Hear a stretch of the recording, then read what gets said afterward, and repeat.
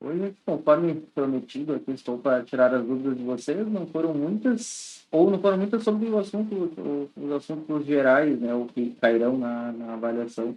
Mas tem várias sobre as cartas que são importantes. Então, acho que é um momento legal para a gente falar sobre elas. Então, não vou ser tão rapidinho assim, tá?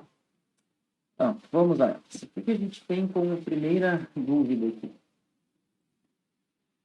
Na questão de elaboração dos vinhos tintos, brancos e espumantes, posso considerar o processo desde o cultivo, poda, manejo e tudo mais, ou somente a parte industrial, suas etapas, relacionando com a avaliação? Cantina para dentro, tá? Não, não, senão seria um mundo, né? Assim também já é um pouquinho demais. É claro que a poda influencia enquanto eu produzo, e, enfim, isso muda a qualidade do vinho, a poda para o branco é uma coisa, para o tinto é outra, de uma forma geral, falando, mas isso aí não tem nada a ver com a nossa realidade, né? Então, até tem relação, sim, com o trabalho de sommelier, mas é muito amplo para responder como se faz vinho branco, né? Ou como se faz tinto, por aí vai. O que a gente precisa realmente é, a verdade, que saber sobre poda ajuda a gente aí, como eu comentei, né? A entender um pouquinho mais, a saber explicar um pouquinho mais, mas não precisa. Vamos pensar assim, se nós estivéssemos lá na porta da cantina, se chegasse um caminhão de uva lá para a gente, o que tu faz com essa uva? E aí, claro, né, não tem necessidade de a gente falar sobre isso, sobre poda e tudo mais, tá?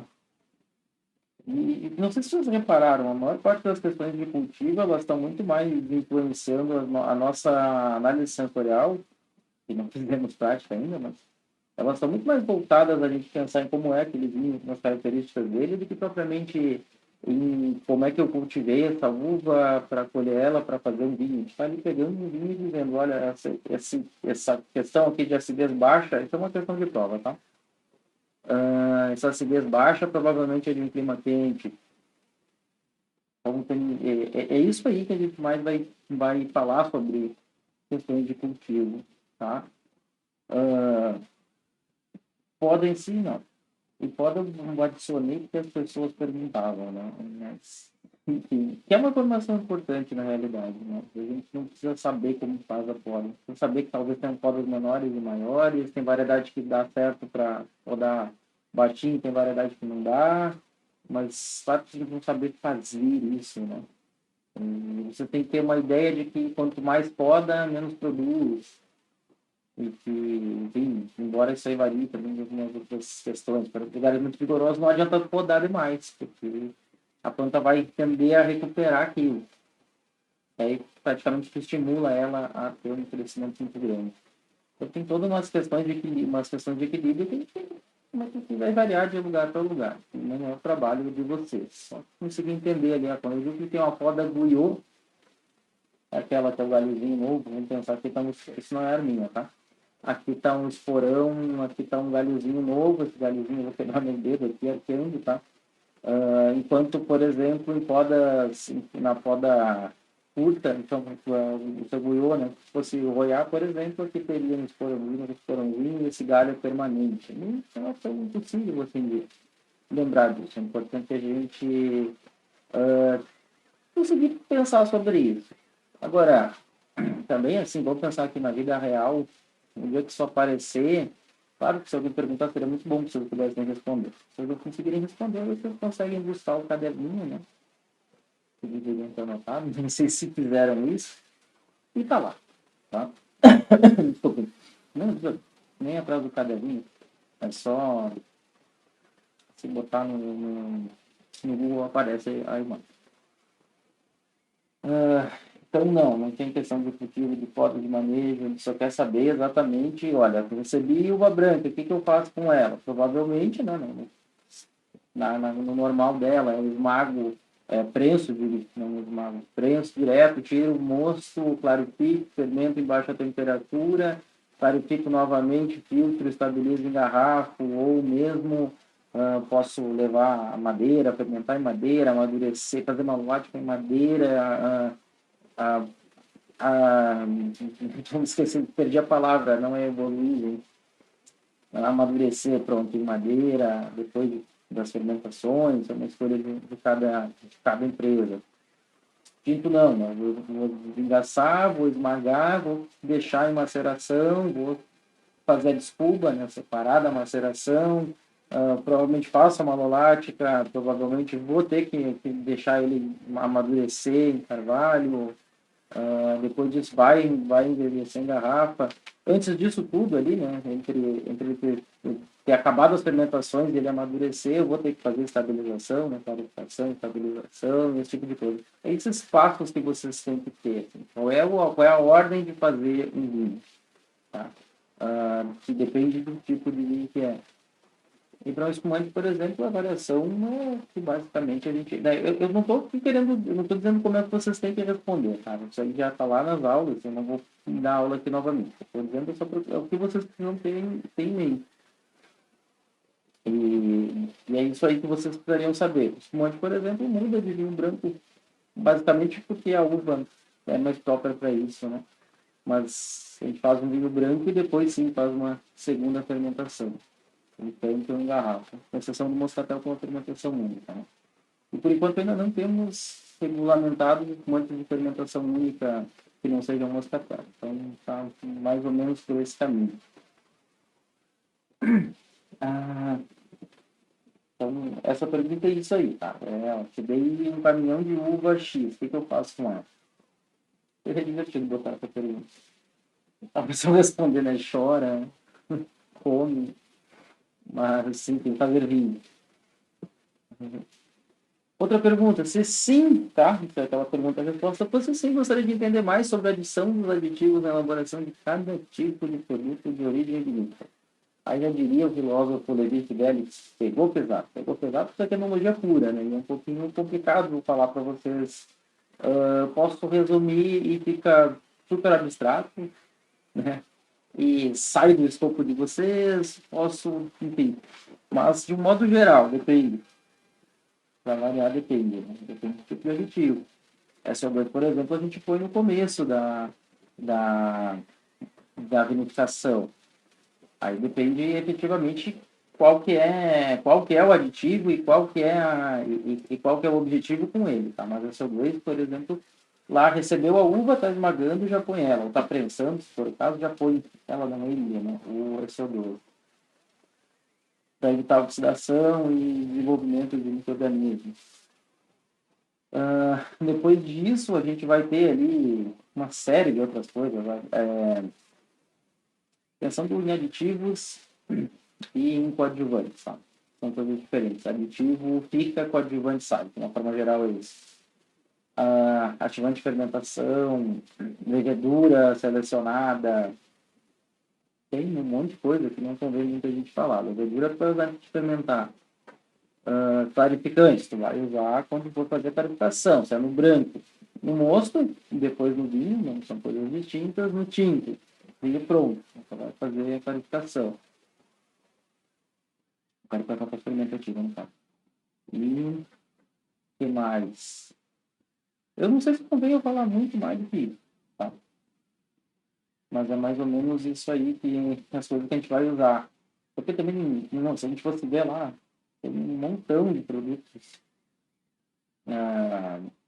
autorizados para uso, que não se usa nem metade, por mais que se use, não se usa, né? Quem mais usa, não usa, enfim, né? Todos eles, não teria muito por que ficar em cima disso, mas mais ou menos o que mais a gente tem é só dois levedura e enzima lá no começo da vinificação, e ativante de fermentação também, depois clarificantes, basicamente são esses que nos interessam. E, realmente, não vou me alongar muito nisso. Inclusive, isso aqui não vai resolver a vida de vocês, embora seja uma dúvida nobre, que pode ser, que pode conversar, por exemplo, na última aula sobre isso. Agora, a gente pula para as cartas, então. Devo pensar em harmonização com base no rótulos que você indicou, certo ou errado? Ou não. Pode ou não pode, é uma escolha de vocês, tá? A forma como vocês vão fazer é uma escolha de vocês. Vai estar certo o seu pôr, ou vai estar errado o seu pôr, ou o seu não pôr, a harmonização? aqui errado não vai estar. Tem vezes que eu vou dizer, eu acho que aqui exagerou um pouquinho, eu acho que aqui não faz sentido ter harmonização para todos os vinhos e por aí vai. Tá? Isso é muito do gosto de cada um. E do próprio meu gosto. Então, muitas vezes eu não posso dizer que está errado, eu posso dizer que, olha, eu acho que ficaria mais adequado se nós não tivéssemos, tá? Tal coisa. Então, isso é uma escolha de vocês. E no número que vocês quiserem. Olha, eu acho que eu devia ter harmonização em tudo. Não devia ter nada. Devia ser uma escolha de vocês, tá? A parte legal de harmonização é que vocês exercitam um pouco aquilo que a gente falou na aula, né? Além da carta em si, precisamos entregar documentos com informações a mais sobre o restaurante, sobre os vinhos. Lá no nosso... Depois a gente vai... Eu acho que eu deixei destacado essa parte lá das instruções da carta para fazer a carta. Não são opcional. Acho que não, tenho certeza que ainda botei que é opcional. Vai ser opcional. E vocês quiserem, vocês podem. Tá? Se acharem que facilita. Provavelmente, se vocês fizerem um restaurante italiano, mama brusqueta, não sei o que, óbvio que eu não entendi que ele é italiano. E provavelmente vocês começaram da Itália por isso. Tá? Então, muitas vezes até eu já me daria conta. Mas se vocês acharem, olha, vai que ele não entenda. Eu quero deixar bem claro que eu tenho vontade. Isso é uma escolha de vocês. Vocês definirem o estilo de restaurante ou não, é uma coisa que a pergunta anterior, tá? Se relaciona, né? Não é uma coisa não se relaciona, não. É uma questão de vocês. Preciso opcionar o país, se no caso é antes ou depois da região. Essa me consterna um pouquinho, tá? Essa aqui é lá da voltamos ao filósofo Levi Fidelix, porque pegou pesado que essa aí a gente falou, gente, olha só, né? Prestem, vejam a aula, o que eu digo? Tem duas coisas preliminares. Tipo, país, nível 1, nível 2. Ou seja, não tem essa possibilidade de não ter o país. Não existe. Se bem que, quando eu falo sobre as cartas pequenas, eu digo que algumas vezes elas não vão ter essa divisão. Por exemplo, uma carta de 10 rótulos não teria sentido fazer ela cheia de categorias assim. Mas, sabe, vocês é para exercitar e fazer uma carta. Se quiserem, eu peço para fazer 30 rótulos. Eu posso mudar de ideia ainda. E aí vocês vão ter o que botar em cada uma delas. Então, por isso que tem que ter as divisões. Se foi essa, talvez, a origem da dúvida, tá? É uma carta pequena que vocês estão fazendo. Não teria comercialmente sentido em pedir ela toda segmentada, mas eu quero ela do jeito que é para ser.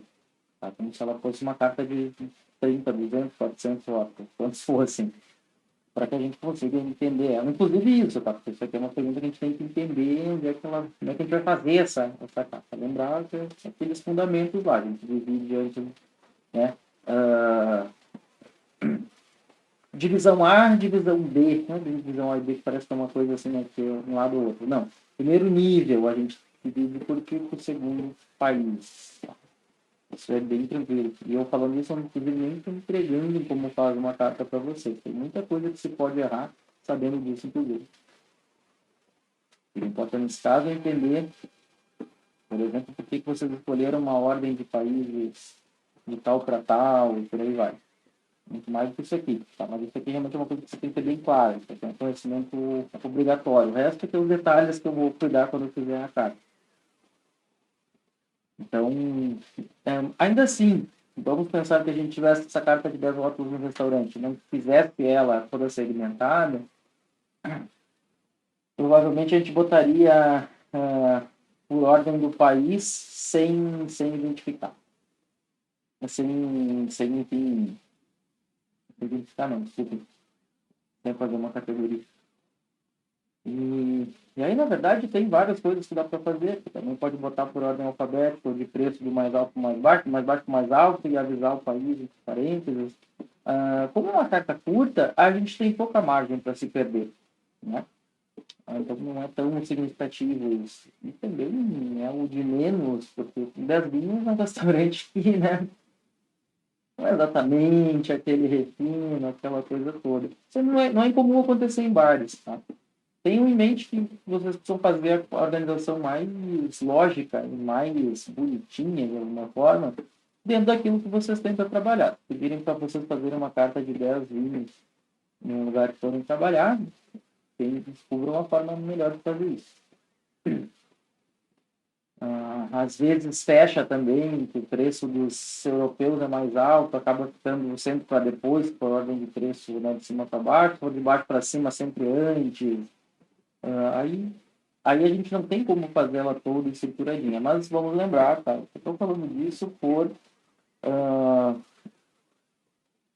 conhecimento futuro, porque a nossa carta aqui, mais uma vez, ela tem que ser toda segmentadinha, como se fosse uma carta grande de restaurante. Por que a gente entender, por isso que tem várias regrinhas ali, que são aqueles rótulos lá, tá?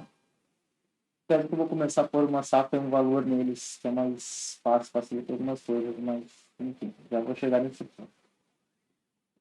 Tem que colocar o preço? Sim, já cheguei nesse ponto, pronto. Tem, eu esqueci de falar isso, tá? Foi um erro dito lá.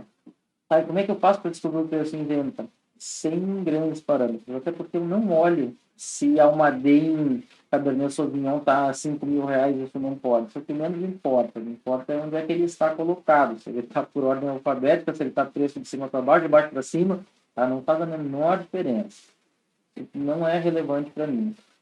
Mas como eu preciso perceber qual foi a ordem que vocês pegaram, que vocês escolheram, algum preço que vocês têm que pôr, tá?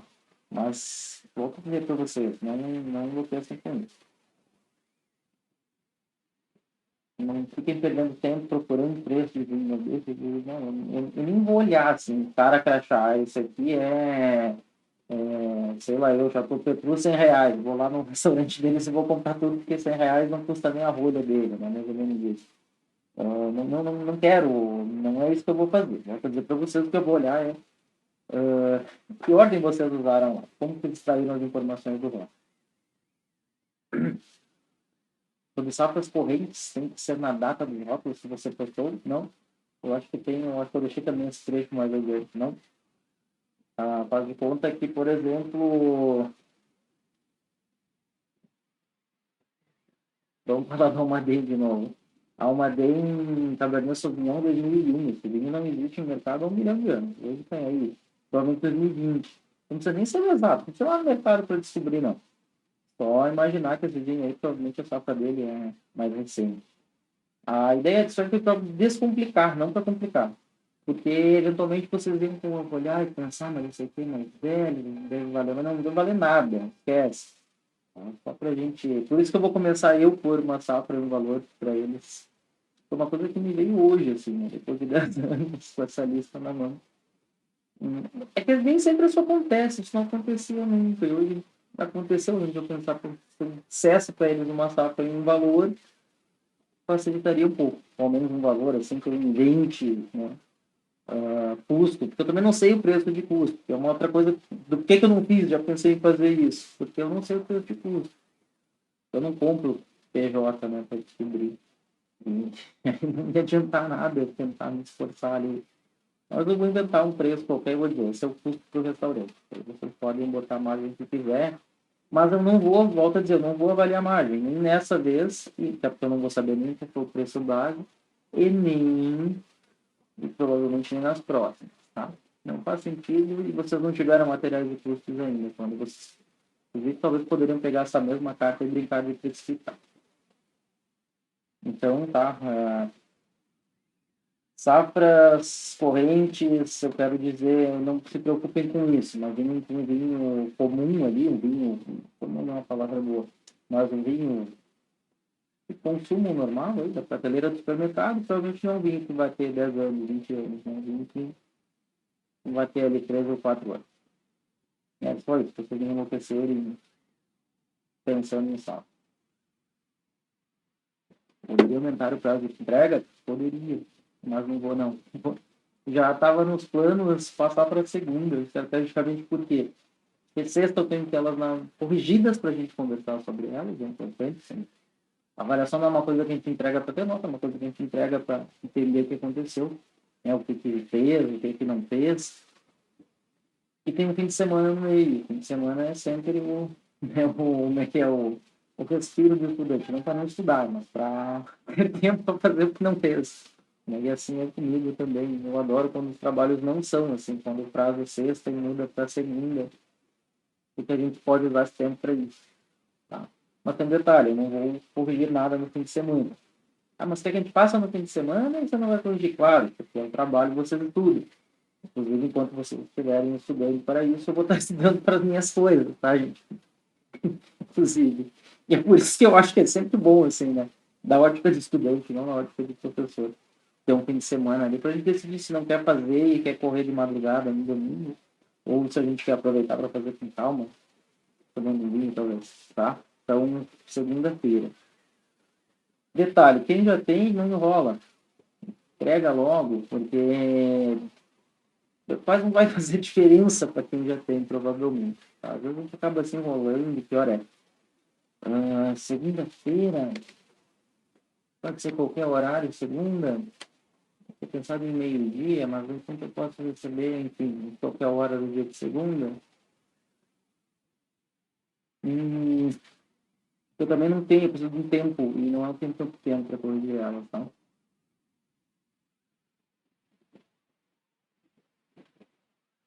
Pode ser segunda a qualquer horário. Tá? Segunda vai até 23, 59 minutos, 59 segundos. Quando vira, seria terça-feira, dia 21. No horário de Brasília, tá? Então, por favor, não é no horário daquele estado que eu costumo comentar. E então, gente, só para a gente fechar aqui, eis a Constituição, né? E agora eu me sinto o Gilmar Mendes falando para vocês que está lá em resumo. 10 rótulos, e tem um errinho também que eu fiz ali, e que eu percebi que quem me mandou exemplos já sacou que tinha um errinho. E foi um erro. Não foi para ver se vocês entenderam, foi de fato um erro. Já vão ver, quando eu chegar nessa questão, vocês vão ver quando eu li isso em aula, eu disse, opa, está faltando alguma coisa. Quando eu corrigi, agora eu olhei que está faltando alguma coisa de novo. Mas vamos lá, 10 rótulos daqueles que estão no artigo. Daqueles. Por que daqueles? Porque daí eu consigo, eu dou um universo, vocês têm que capar entre aqueles. E as informações estão lá, então é importante, é por isso. Além de que vocês podiam pegar uma carta pronta e me mandar.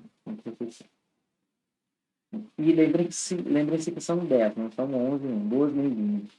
Quero mandar 20, beleza. Se errou 10, zerou a carta, tá? Porque é muito fácil mandar 30, 40, 50, várias vezes já fizeram isso, e aí faz de qualquer jeito, porque entre 40 rótulos, 10 tu vai acertar, né? Então não, 10, 10. Ah, quero fazer 12, beleza, errou 2. Quantos passaram ali, se errou um anulam certo, um anulam certo. É uma opção de vocês, a gente tem que ter firmeza no que faz, tá? No mínimo 4 tipos de vinho, né? Fumante, branco, tinto, rosé, decoroso. No mínimo 2 rótulos europeus, dentre todos.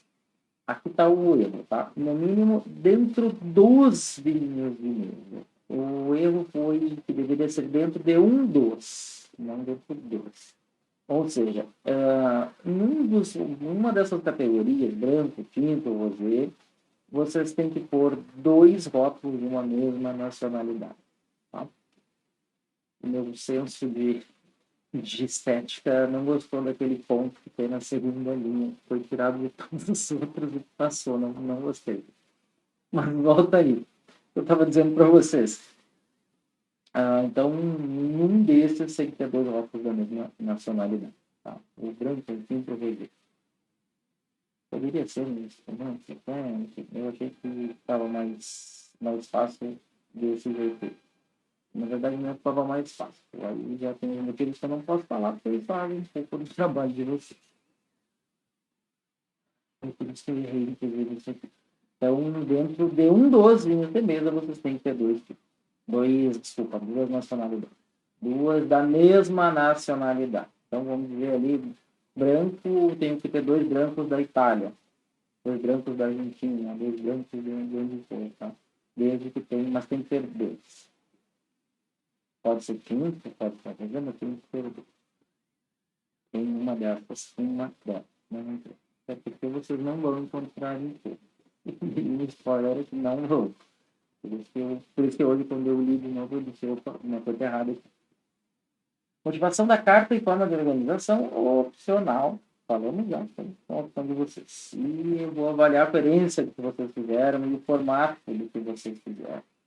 Se vocês começaram por ordem alfabética, a gente não começa alfabética, vai para preço. A gente não começa de maior para menor e muda no meio do caminho. A gente não começa de um restaurante italiano falando em Itália, daí lá pelas tantas eu resolvo fazer diferente.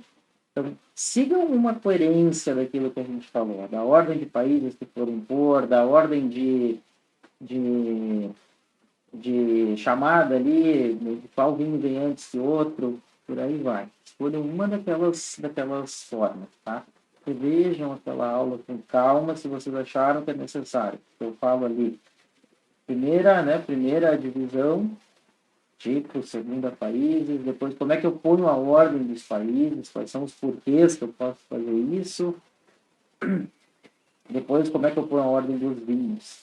E dentro disso aí, como que eu tiro as informações dos vinhos, tá? Que é umas dúvidas que vocês têm.